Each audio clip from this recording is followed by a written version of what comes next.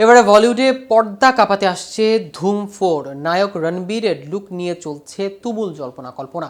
বলিউডের chocolate boy খ্যাত অভিনেতা রণবীর কাপুর মিষ্টি হাসি ও সিনেমার রোমান্টিক অভিনয় দিয়ে জয় করে নিয়েছেন লাখো ভক্তের হৃদয়। একাধিক জনপ্রিয় সিনেমা দর্শকদের উপহার দিয়ে তিনি শীর্ষে রয়েছেন। বর্তমানে ব্যস্ত সময় পার করছেন তিনি, তবে ভক্তদের জন্য সবচেয়ে আনন্দের খবর হচ্ছে অতি শীঘ্রই বহু প্রতীক্ষিত ধুম 4 সিনেমাতে শুটিং করতে চলেছেন রণবীর।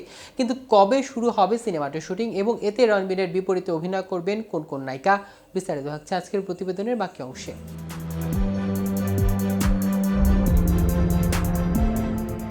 বলিউড তারকা রণবীর কাপুরের হাতে এখন বেশ কয়েকটি সিনেমার কাজের সুবাদে কখনো নির্মাতা সঞ্জয় লীলা বনসালি, আবার কখনো সন্দীপ রেড্ডি ভাঙার সঙ্গে বসছেন তিনি। এছাড়া রামায়ণের মতো বড় কাজ তো আছে, এর মধ্যে ধুম 4 এর প্রস্তুতি শুরু। বলিপাড়ায় গুঞ্জন ও ফ্র্যাঞ্চাইজি চতুর্থ সিনেমার জন্য ভিলেন খোঁজা হচ্ছে দক্ষিণী ইন্ডাস্ট্রি থেকে। আপাতত চলছে সঞ্জয় লীলা বনসালির love and war cinema shooting, যে সিনেমায় আলিয়া ভাট ও ভিকি কৌশলও আছেন। তারপরও একাধিক ছবি রয়েছে রণবীরের হাতে। নীতিশ তিওয়ারির রামায়ণ নিয়ে চর্চা তো দীর্ঘদিন ধরেই, সেটাও রয়েছে ব্রহ্মাস্ত্র অভিনেতার ব্যস্ততার ঝুলিতে। এত কিছুর মধ্যে অপেক্ষা থাকবে সন্দীপ রেড্ডি ভাঙার অ্যানিমেলের সিকুয়েলে অ্যানিমাল পার্কের জন্য। সব মিলিয়ে ধুম 4 শুটিং শুরু হতে হতে 2026 সালের এপ্রিল মাস লেগে যাবে। সবে প্রি প্রোডাকশনের কাজ শুরু হয়েছে। সূত্রে খবর অনুযায়ী ধুম 4 সিনেমা রণবীরের লুক কেমন হবে তা নিয়ে এখনো পরীক্ষা নিরীক্ষা চলছে।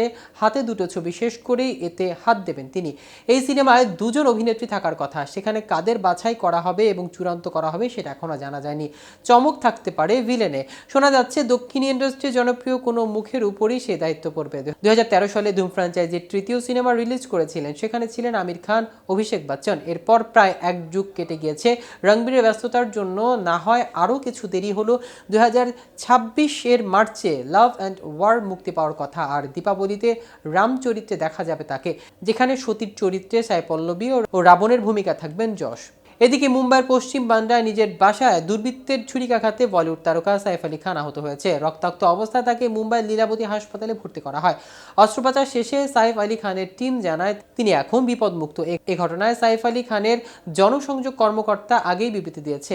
এবার বিষয়টি নিয়ে মুখ খুলেছেন স্ত্রী কারিনা কাপুর। বিবৃতিতে কারিনা বলেছেন, সাইফ হাতে আঘাত পেয়েছে আর তাই হাসপাতালে ওর চিকিৎসা চলছে। পরিবারের অন্য সদস্যরা ভালো আছেন। পুলিশ এরই মধ্যে তদন্তের কাজ শুরু করে দিয়েছে। আমরা মিডিয়া আর ভক্তদের ধৈর্য রাখার জন্য আবেদন জানাচ্ছি। অনুগ্রহ করে এই নিয়ে কেউ কোনো গুজব ছড়াবেন না।